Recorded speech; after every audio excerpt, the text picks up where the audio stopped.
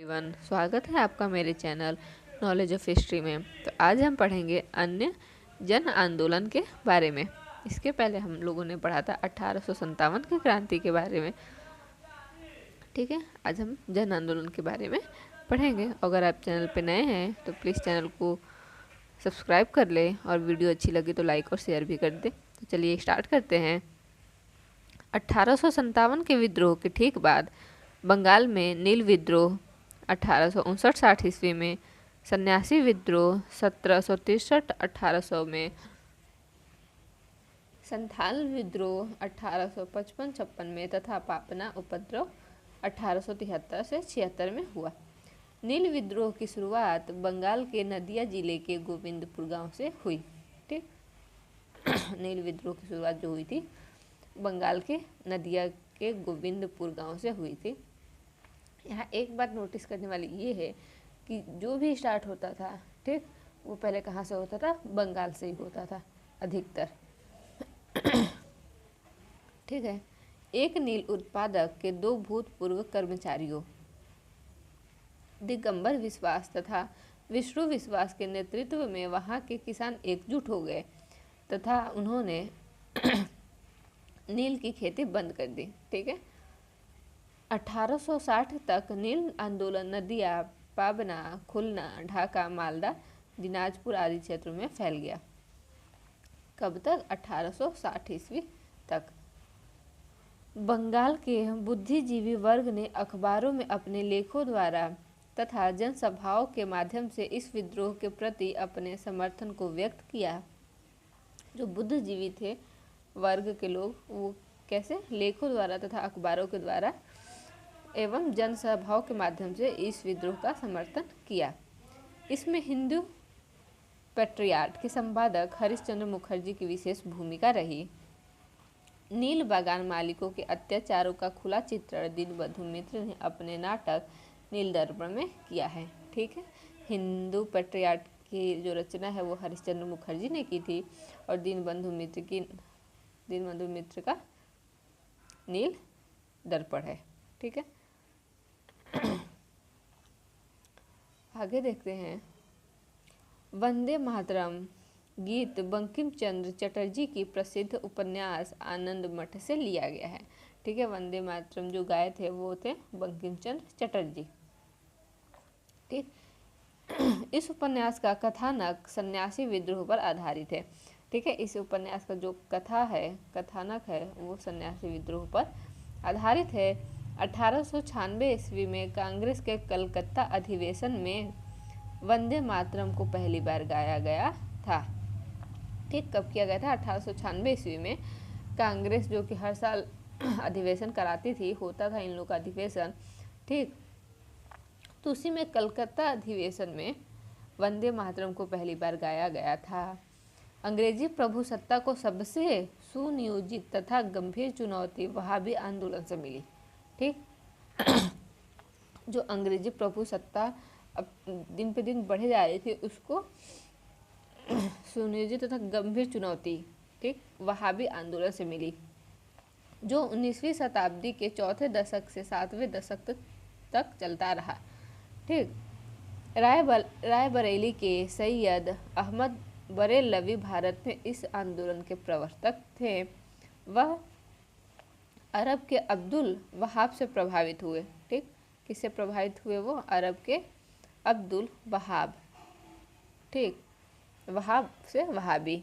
ठीक, परंतु अधिक प्रभाव दिल्ली के एक संत शाह वली उल्लाह का था। सैयद अहमद बरेलवी के प्रयत्नों से इस आंदोलन की विचारधारा शीघ्र ही काबुल, उत्तर पश्चिमी सीमा प्रांत, बंगाल, बिहार, मध्य प्रांत आदि में फैल गई।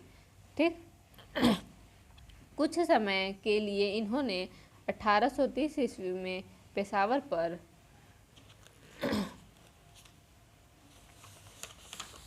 आगे देखते हैं।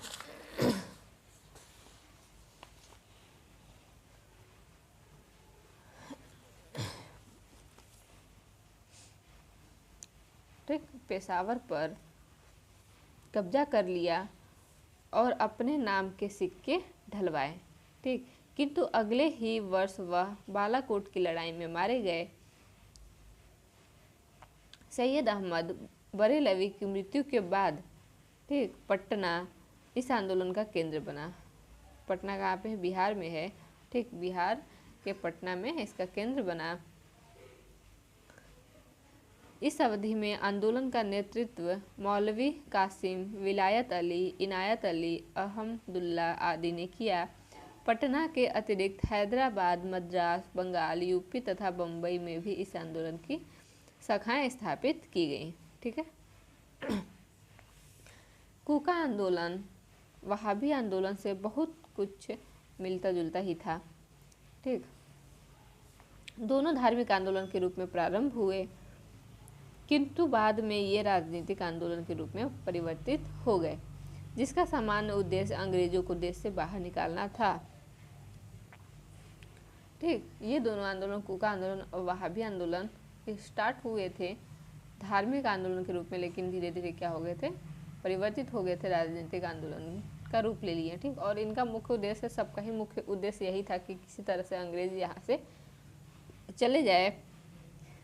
ठीक, पश्चिमी पंजाब में कूका आंदोलन की शुरुआत 1840 ईस्वी में भगत जवाहर मल द्वारा की गई, जिन्हें मुख्यतः सियान साहब के नाम से पुकारा जाता था। इनका उद्देश्य सिख धर्म में प्रचलित बुराइयों और अंधविश्वासों को दूर कर इस धर्म को शुद्ध करना था। 1872 ईस्वी में इस आंदोलन के नेता राम सिंह को रंगून निर्वासित कर दिया गया, जहां इनकी 1885 ईस्वी में मृत्यु हो गई। ठीक है। पागल पंथ एवं अर्ध धार्मिक संप्रदाय था। ठीक, जो पागल पंथ था वो क्या था? अर्ध धार्मिक संप्रदाय था। ठीक, जिसे उत्तरी बंगाल के करम शाह ने चलाया था। करम शाह के पुत्र तथा उत्तराधिकारी टीपू धार्मिक तथा राजनैतिक उद्देश्यों से प्रेरित थे। उसने जमींदारों के द्वारा मुजारों पर किए गए अत्याचारों के विरुद्ध आंदोलन किया।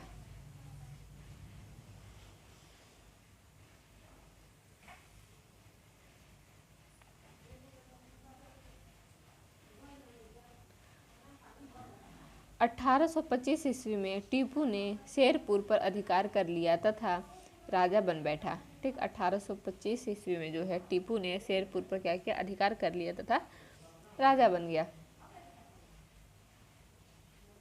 वह इतना शक्तिशाली हो गया कि